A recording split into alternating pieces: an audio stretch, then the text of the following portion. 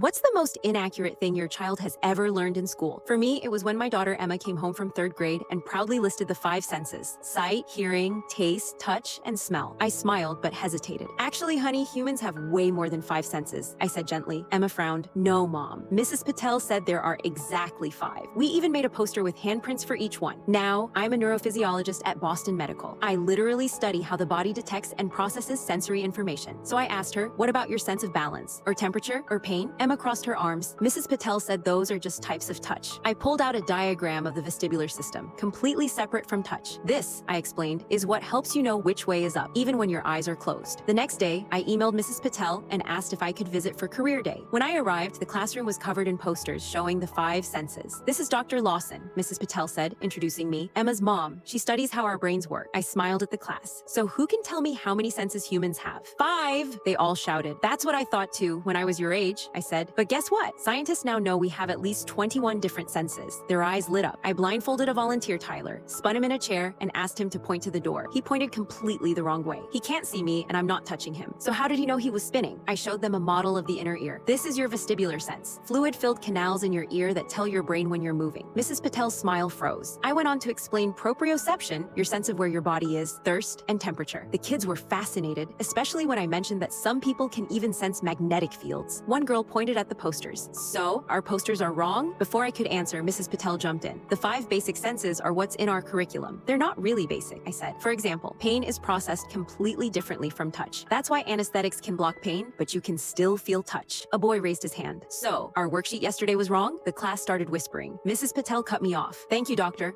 Lawson, we need to move on now. In the hallway, she hissed at me. Do you know what you've done? Now I've got 23 kids questioning the textbook. I smiled. Isn't that the whole point of education? Teaching them to think critically? But the next day, Emma came home in tears. She had written temperature sense on her worksheet and lost points. In red pen, Mrs. Patel had written, being difficult isn't clever. I immediately scheduled a meeting with the principal. I brought research papers and Emma's marked worksheet. Mrs. Patel argued, the 5 senses model is developmentally appropriate. Third graders can't understand the vestibular system. I showed them a TikTok of a 6-year-old explaining proprioception. It had over 12 million views. Principal Winters pulled out the state science standards. It says students should understand that humans have multiple ways of perceiving the environment, she read. It doesn't say 5. Mrs. Patel's face paled. This is how it's always been taught, she said weakly. But is it correct? The principal asked. After a pause, Mrs. Patel replied, it's what fits our assessment structure. I leaned forward. My daughter is being punished for writing down the truth. How does that encourage learning? 2 weeks later, Emma came home beaming. Mom, we're doing a new science unit on all the ways we sense the world. And Mrs. Patel said my vestibular system poster can go in the hallway. At the spring science fair, Mrs. Patel even made a sensory station with blindfolded balance tests. She gave me a short, curt nod from across the room.